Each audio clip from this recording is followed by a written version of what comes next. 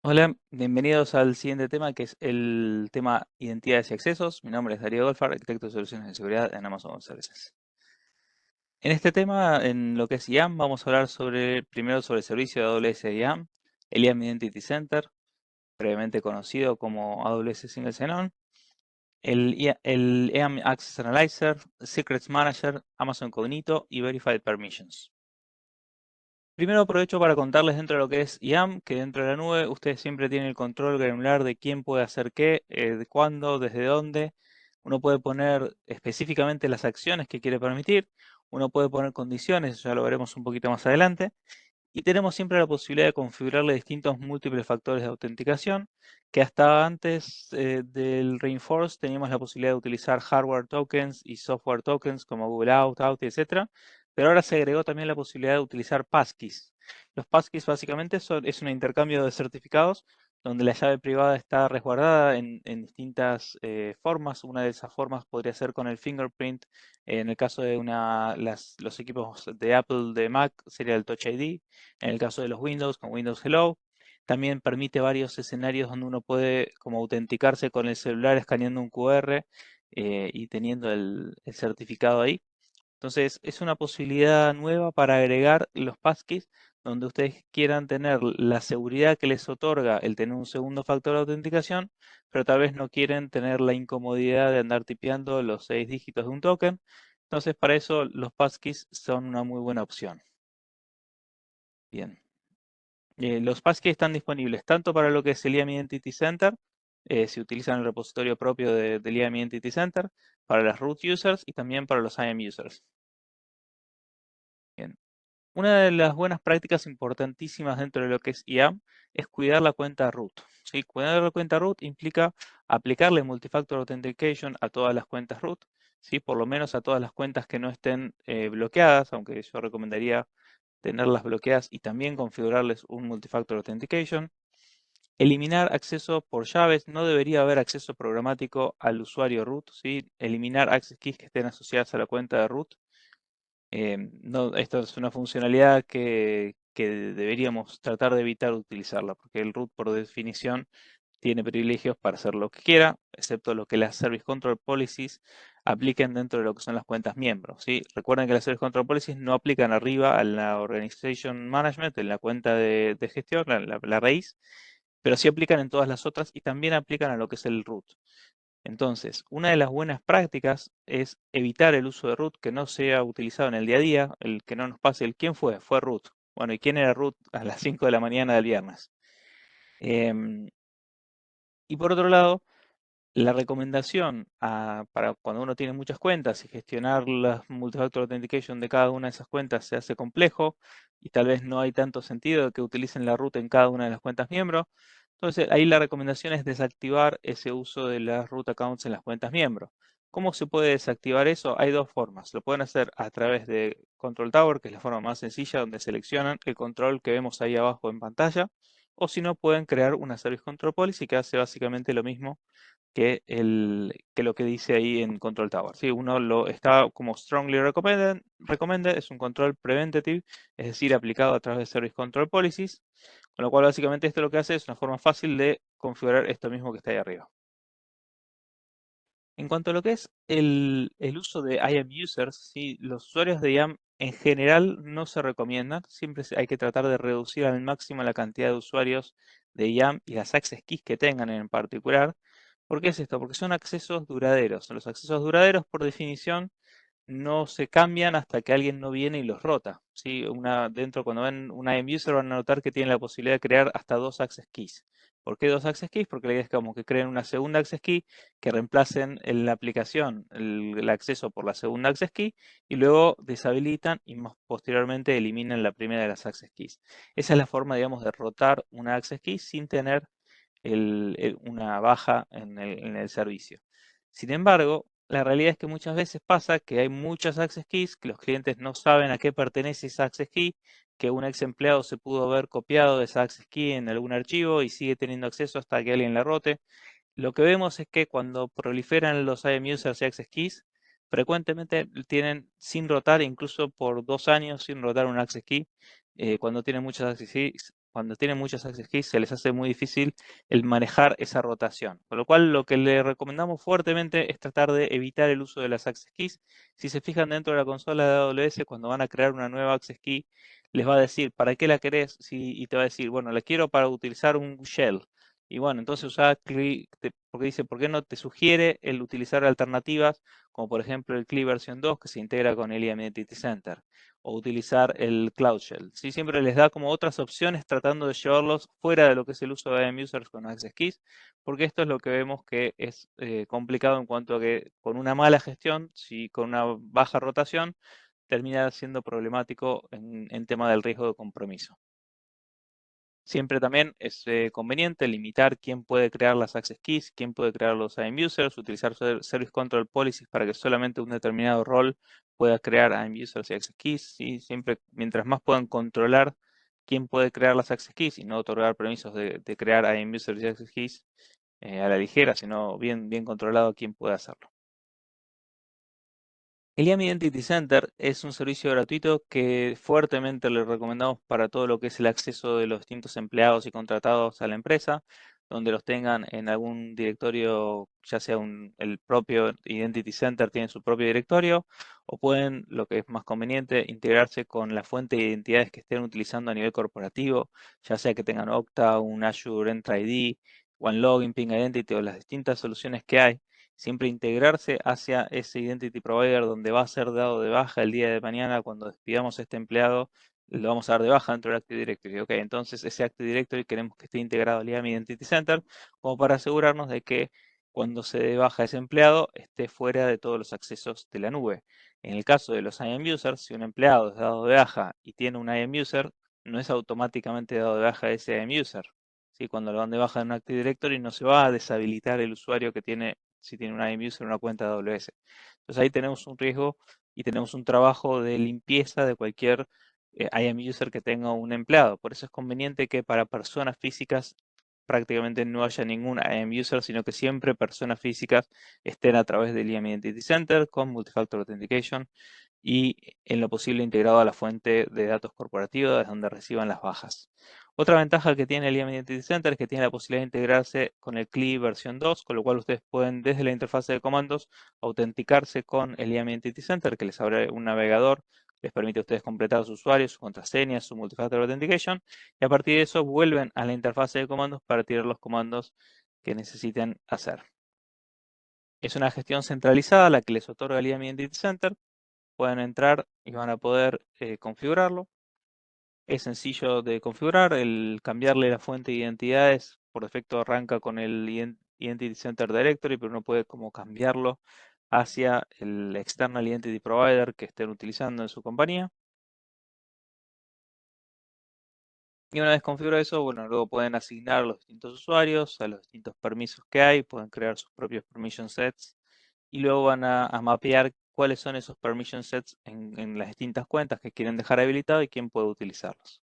Entonces es una solución de gestión central de acceso de quién puede hacer qué en qué cuentas y asignando a los usuarios o grupos directamente en los permission sets en las distintas cuentas.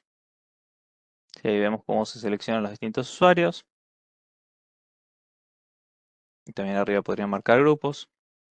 Le asignan cuál es el permiso set que quieren el que tenga en esas dos cuentas que estaban seleccionadas. Y de esa manera se hace la asignación del permiso. Esto lo que otorga siempre son credenciales temporales, es decir, no hay un access key y un secret key, sino que básicamente hay un access key, un secret key y un token, es decir, tiene una duración temporal. Y además de eso también se pueden configurar varias aplicaciones de tipo Software as a Service, también dentro del mismo IAM Identity Center, como para hacer una relación de confianza de ahí hacia atrás con aplicaciones que soporten federación usando SAML 2.0. En cuanto a lo que es políticas de IAM, siempre la decisión comienza con un deny, es decir, por defecto no tiene permiso de absolutamente nada. Se evalúan las distintas políticas. Si hay algún deny explícito, siempre el deny explícito va a tener precedencia sobre cualquier otro allow que haya dentro de las policies. Si en el caso en el cual no hay un deny explícito, se busca, ¿hay algún allow explícito? Sí, no estamos hablando dentro de una service control policy, sino dentro de un permiso de IAM. Y la Service Control Policy solamente permite limitar los permisos efectivos máximos, pero nunca otorga un permiso, es solamente para sacar permisos. En el caso de IAM, sí podemos tener un allow explícito. Esa es la forma en la cual podemos otorgar un allow explícito, ya sea un usuario de IAM o un usuario o una resource policy, como por ejemplo un bucket policy, una key policy de KMS o una policy en alguno de los otros servicios que soportan resource policies. Bien, y si no hay ningún allow explícito, volvemos a la decisión final de deny, que es la forma predeterminada, que por defecto no tiene permiso a nada. ¿Sí? Bien. Veamos de qué se compone una política dentro de IAM. ¿Sí? Hay un editor visual que pueden utilizar al principio cuando ustedes están aprendiendo cómo crear las distintas policies.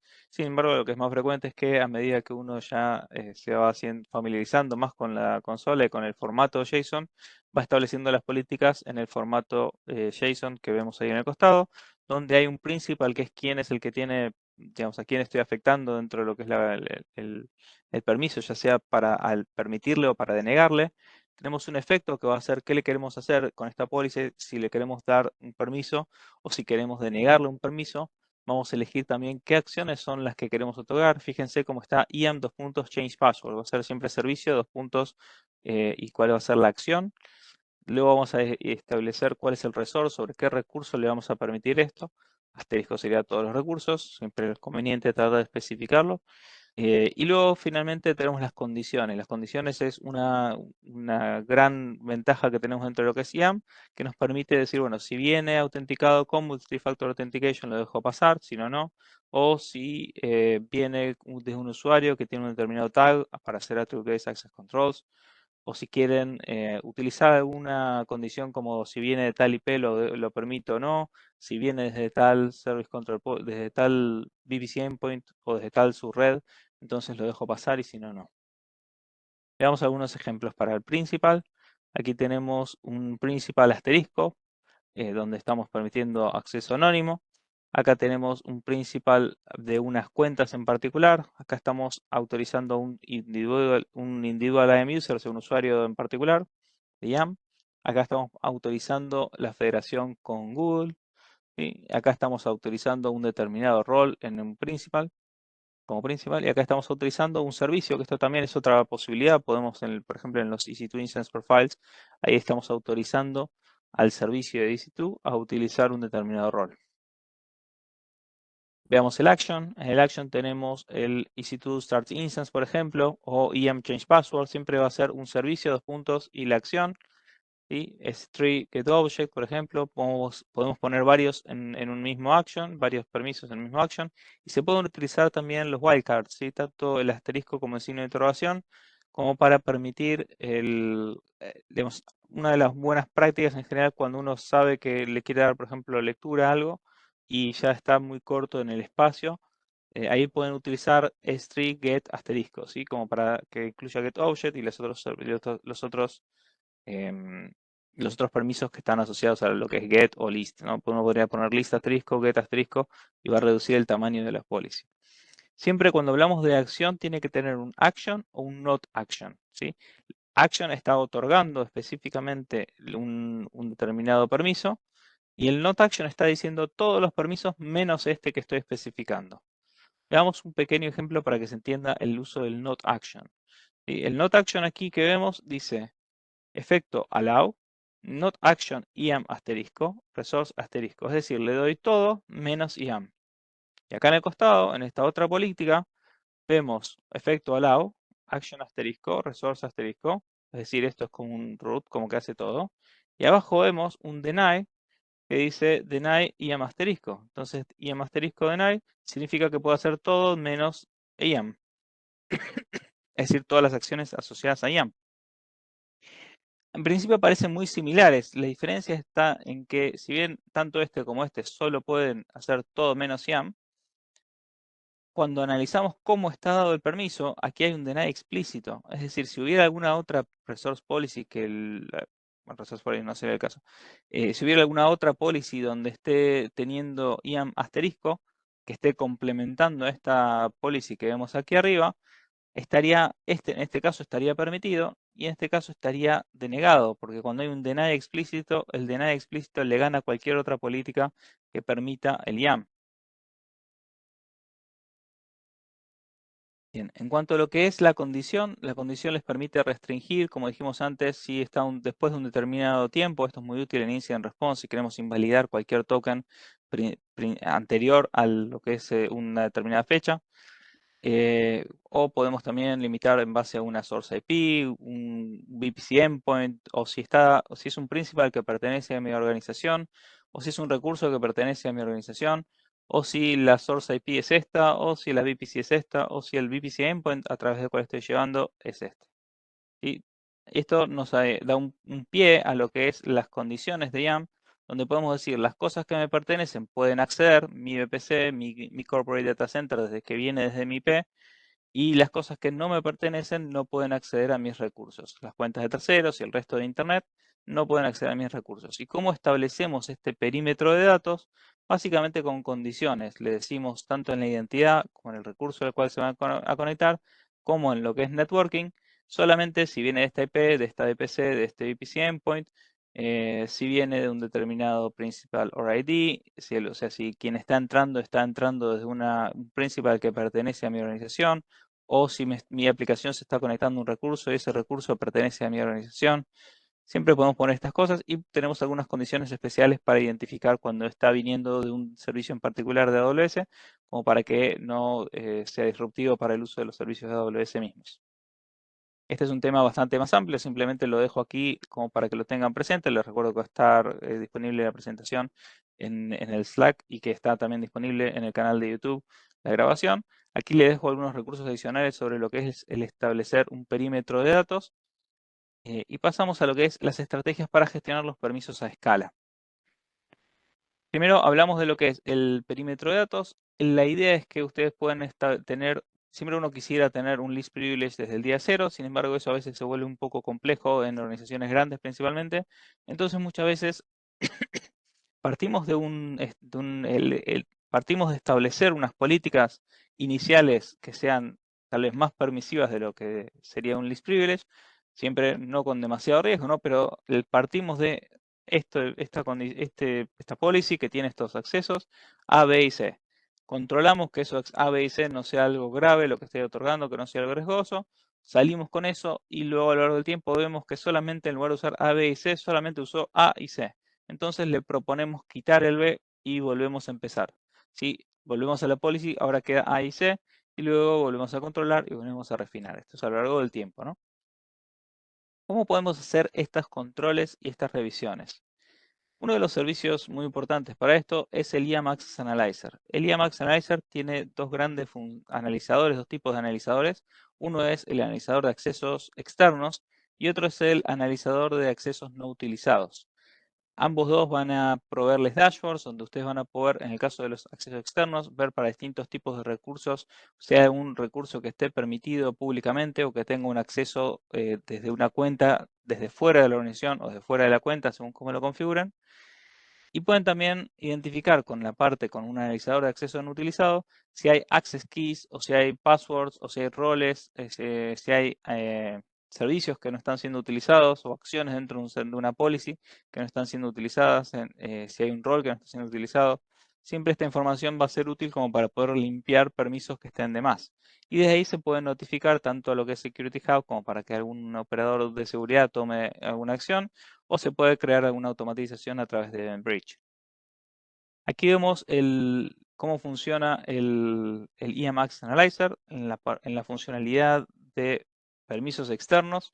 Y aquí básicamente lo que hace es alertar cuando hay un principal que está fuera de la organización. Si ustedes configuran el perímetro en la organización, también lo podrían hacer en una única cuenta si tuvieran una única cuenta. O sea, si no tuvieran una organización, tiene sentido. Y ahí es donde pueden identificar estos principals que están fuera de la organización. Nótese que esto está en lo que sería la parte de identificación de riesgos en NIST, no es una detección. Es decir, este principal aún no se conectó con un bucket, pero tiene permiso de acceder a un bucket y está fuera de la organización. Entonces genera un hallazgo. Es decir, nos permite limpiar esos riesgos antes de que se materialicen. Por otro lado, la otra característica que tiene es la eliminación de permisos no utilizados. Y para eso nos va a mostrar cuáles son esas access keys, esos permisos que están aquí que tal vez no fueron utilizados. Y uno puede aprovechar estos datos como para saber dónde puede limpiar, dónde puede reducir riesgos innecesarios en cuanto a permisos otorgados de más, que tal vez fueron otorgados originalmente así por desconocimiento de cómo crear las policies bien específicas y luego quedaron así eternamente. Entonces uno puede como revisar qué es lo que no se usó e ir limpiándolas. Mismo limpiar access keys es una cosa súper importante para reforzar la postura de seguridad. Cuando tengan access keys no utilizadas, desactivarlas y al poco tiempo o al mes poder bloquearlas y poder eliminarlas. Eso va a reducir significativamente lo que son los riesgos de que haya un ex empleado que tenga acceso a esas access keys.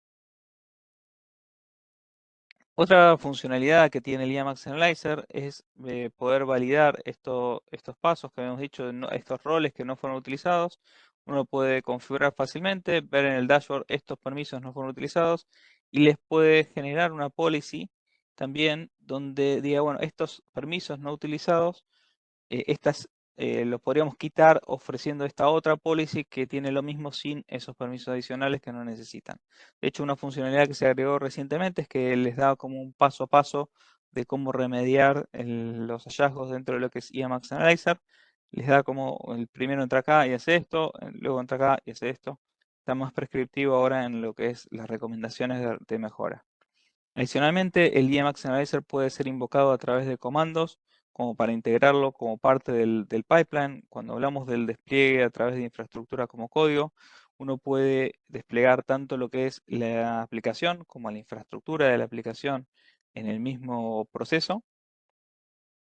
Uno tiene la posibilidad de comitear el application code, la infraestructura como código y también poner ahí mismo las políticas de IAM, hacer validaciones sobre el CloudFormation, hacer validaciones sobre las policies de IAM que están dentro de CloudFormation, ¿sí? Si es necesario volver al desarrollador y pedirle que mejore para evitar esas malas prácticas en cuanto a lo que es IAM, y luego pasa a producción. Además de esto, hay una herramienta de tipo open source que se llama IAM Live, que es una buena práctica para cuando tienen desarrolladores que quieren aprender un poco de cuáles son las acciones que tienen que otorgar y no saben bien. Entonces le ponen un asterisco en una cuenta de testing de Sandbox, ejecutan los distintos comandos que quieren realizar y van a ver con el IAM Live cuáles son los policies que tienen que tener para poder hacer esas acciones. Entonces, una vez que tienen esos detalles, lo pueden llevar hacia el producción ya con las acciones especificadas en la policy, cosa de que no termine llegando a seguridad con una lista de permisos excesivos que seguridad tenga que andar limpiándolos. Es simplemente darle a los desarrolladores las herramientas como para que ellos se puedan limpiar sus propios permisos.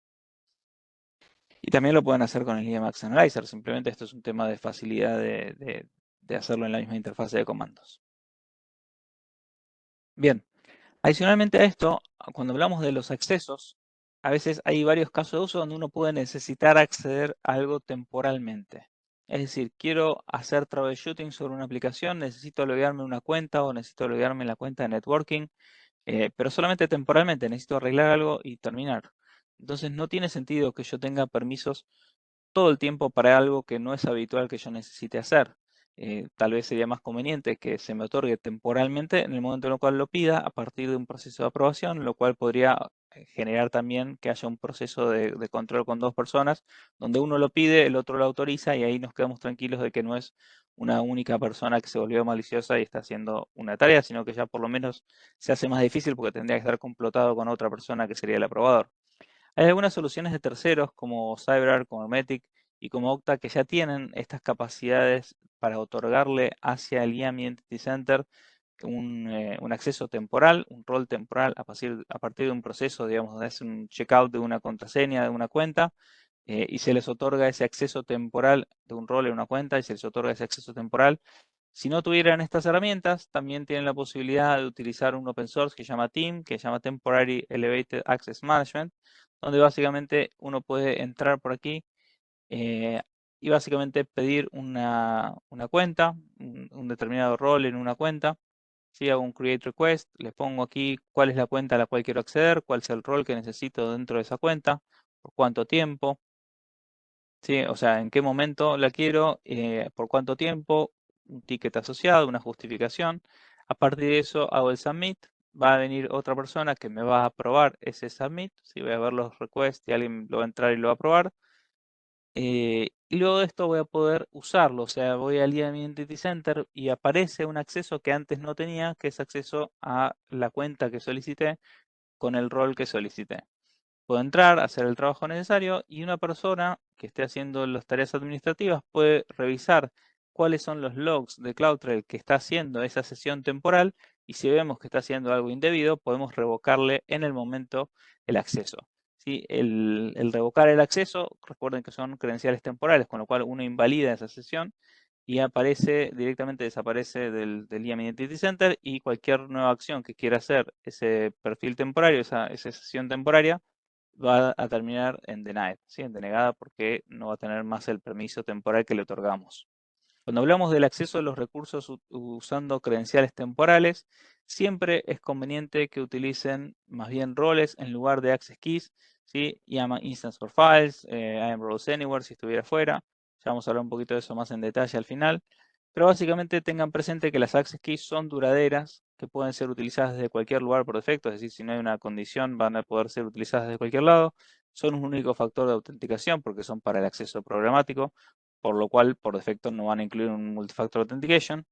Y también tengan presente que si un usuario, si un código necesita acceder a un determinado recurso, por ejemplo, que un código necesita acceder a un bucket para leer un bucket de S3, no tienen que embeber credenciales access keys en código, sino que lo que necesitan hacer es utilizar EC2 Instance Profiles, ¿sí? Y ahí la buena práctica, esto porque es importante, porque a veces pasa que un desarrollador comparte en GitHub o algún otro repositorio público los credenciales que tengan, a través de que comparten el código pensando voy a hacer open source este pedazo de código y están mandando las credenciales ahí mismo, ¿no?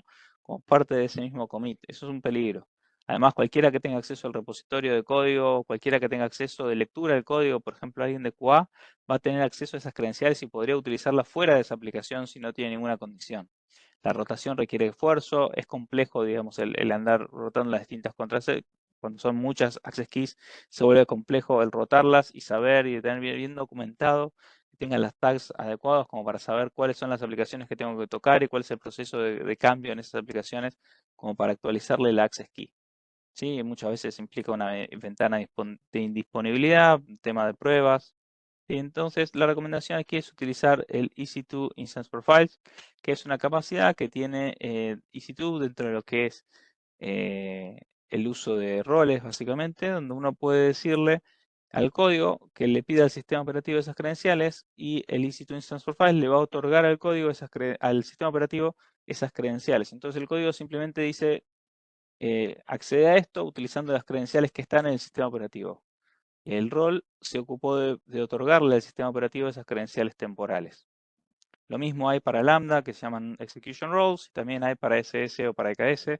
Siempre utilicen roles cuando sea posible y que de esa manera van a ser credenciales que son temporales y no tienen que tomarse el trabajo de andar rotándolas. Y de esta manera van a poder acceder a los distintos recursos. ¿Cómo se ve esto? Por ejemplo, aquí tenemos un S3 Access, donde le estamos dejando al servicio EC2 asumir un determinado rol, ¿sí? ¿Y qué es lo que le estamos dando como permisos a EC2? Es un getObject asterisco. Estamos dándole como una lectura dentro de los buckets que haya en la cuenta. ¿Sí? Esto tendría sentido más bien si hubiera un solo bucket en la cuenta, si acá hubiera o no hubieran, digamos, lo ideal acá es especificar los buckets más que dejar un asterisco. Si tuvieran que acceder desde fuera de AWS, por ejemplo, desde multicloud o desde el on-prem o desde fuera con una aplicación, la buena práctica es utilizar IAM Roles Anywhere. ¿Por qué es importante esto? Porque las access keys, como dijimos, uno puede copiarlas con facilidad de alguna manera desde la máquina donde estén configuradas. No cambian hasta que nadie las invalida, no es tan fácil el chequear desde donde uno está accediéndolas, o sea, uno podría poner policies dentro de IAM, pero se vuelve un poco más compleja la gestión. Cuando hablamos de IAM Roles Anywhere, hay una relación de confianza basada en certificados con una PKI, donde pueden utilizar PrivateCA como para levantar esa PKI Y a partir de eso se establece esta relación de confianza inicial con los distintos equipos o aplicaciones que están fuera de AWS, que necesitan asumir un determinado rol. A través del certificado establecen la relación de confianza inicial y luego se otorga una credencial temporal, un rol, o sea, una sesión temporal a través de un IAM Roles Anywhere, como para que pueda acceder a uno de estos recursos o otros recursos dentro de la nube de AWS. Simplifica la migración a la nube porque el proceso es más parecido cuando lo movemos adentro de esa carga de trabajo. Y los roles, pueden utilizar los roles que ya existen dentro de la nube de AWS, lo cual eso también ayuda significativamente en el proceso de migración. ¿Sí? Y son credenciales temporales, con lo cual son más seguras. Les recomendamos limitar el uso de las access keys y los IAM users. ¿Sí? Esto es una recomendación que le he hecho en varios clientes, en particular grandes, que es muy importante.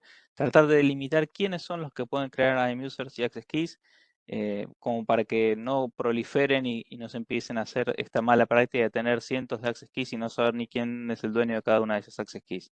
Entonces, la recomendación ahí es limitar la creación de IAM users y la creación de access keys, es decir, poner un deny en Service Control Policies a todos excepto un determinado rol que esté controlado por poca gente, 2, 3 personas que puedan crear estos IAM users y estas access keys, y poner algún proceso detrás como una etiquetera donde hagan un pedido para una creación de una nueva access key. Si es que hubiera alguna justificación, ponen la justificación y ahí la persona de seguridad va a validar por qué necesitan esta access key. ¿Tiene sentido que creen una access key para esto o podrían usar un rol en lugar de esto? Podrían utilizar el Cloud Shell, podrían utilizar el CLI versión 2 e integrarse con el IAM Identity Center.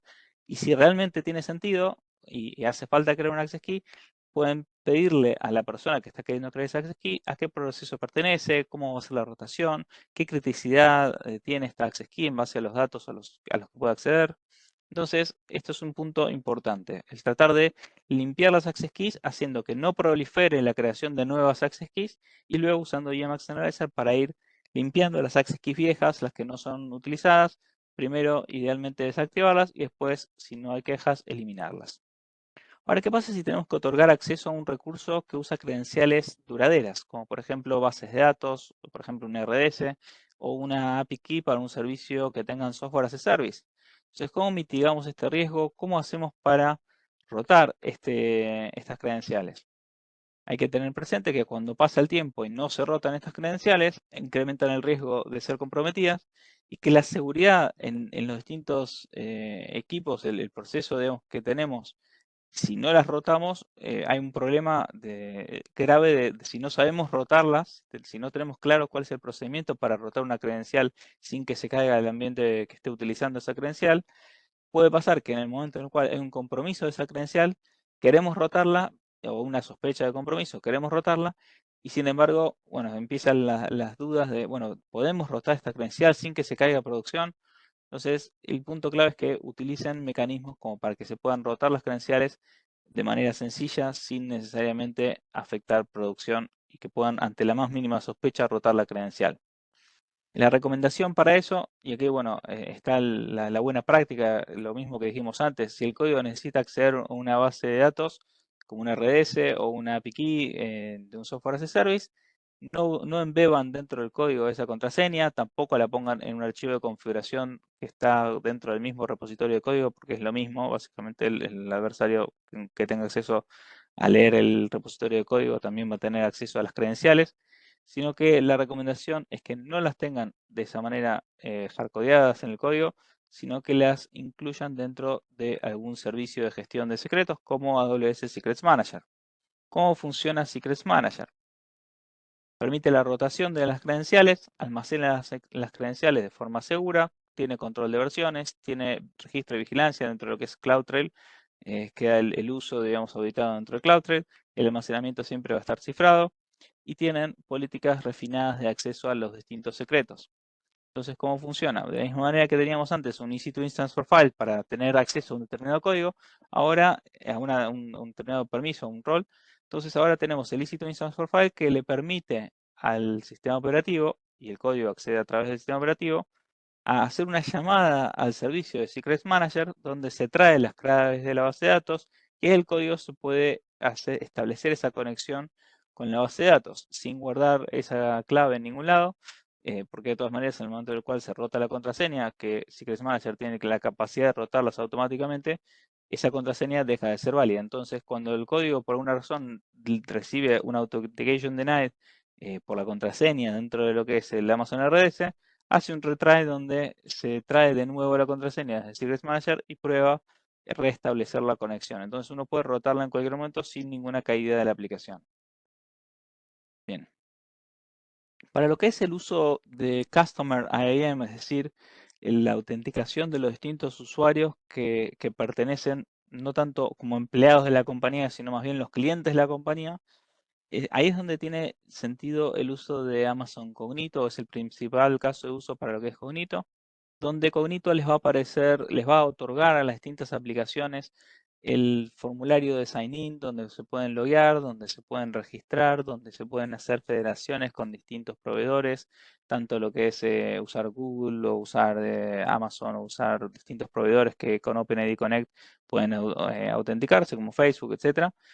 Y una vez autenticados, van a poder acceder a los distintos servicios, ya sea tanto a través de los Identity Pools para acceder a servicios de AWS, como a las distintas aplicaciones que tengan configuradas a través de OpenID Connect. Entonces, ¿qué se recomienda en cada caso? Ahora que ya vimos Cognito y ya vimos IAM Identity Center y varias cosas más.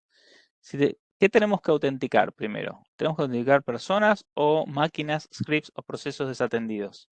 Cuando hablamos de scripts y máquinas, ahí la recomendación es usar roles o IAM roles anywhere. Siempre prefieran esto por sobre las access keys. Cuando hablamos de autenticar personas, ¿qué tenemos que autenticar? Si son empleados, contratados o etcétera, independientemente de cómo los tienen contratados, el IAM Identity Center sería la opción en la cual deberían pensar primero. Y luego, si tienen que autenticar clientes, ahí la recomendación es que use el Amazon Cognito. Una última cosita para mencionar relacionada a lo que es permisos es el Verified Permissions. Es un servicio que les permite externalizar las autorizaciones de las distintas aplicaciones. Es decir, en lugar de que ustedes tengan el código con la lógica de autorización de permisos dentro del código y cuando haya algún cambio tengan que pedirle a los desarrolladores que hagan algún cambio sobre quién puede hacer qué en cuanto a lo que es la lógica de autorización, y el día de mañana, cuando tienen que hacer una auditoría de cómo son los permisos en cada una de las aplicaciones, se hace bastante complejo porque hay que revisar el código de cada una de las aplicaciones. Entonces, una buena práctica para evitar ese tipo de conflictos y simplificar también el proceso de despliegue, de creación de nuevas aplicaciones, es que haya un servicio que se ocupe de todo lo que es la decisión de permito o no permito esto, en qué caso, ¿sí? Lo que se llama Fine Grain Authorization, ¿sí?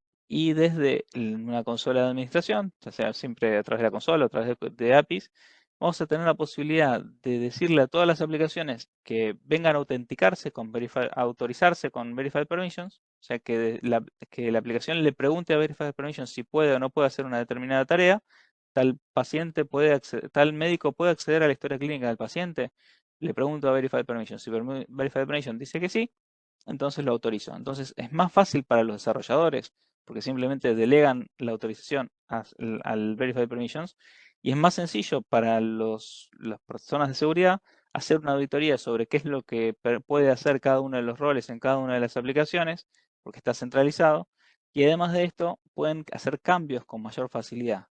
Entonces, esto es un servicio que soporta arquitecturas de tipo Zero Trust con decisiones basadas en un formato, en un lenguaje que se llama CEDAR se escribe con C. Entonces es muy sencillo escribir esas políticas y podemos rápidamente identificar cuando hay permisos amplios, podemos hacer auditorías muy fácilmente en comparación a lo que sería ir a buscar dentro de cada una de las distintas aplicaciones.